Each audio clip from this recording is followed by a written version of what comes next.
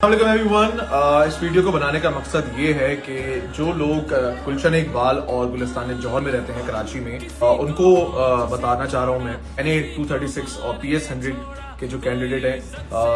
NA 236 में आलमगीर खान और PS 100 में सैयद मोहम्मद ताहा, दोनों ही मेरे क्लास फेलो हैं।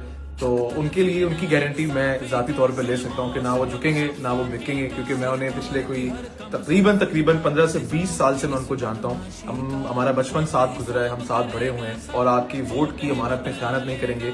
सो 8 फेब को NA 236 गुलशन इकबाल, गुलिस्तान जौहर और जिस भी एरिया को टच करता है NA 236, वहां पे इंतखाबी निशान है आलमगीर खान का बैंगन ब्रिंजल।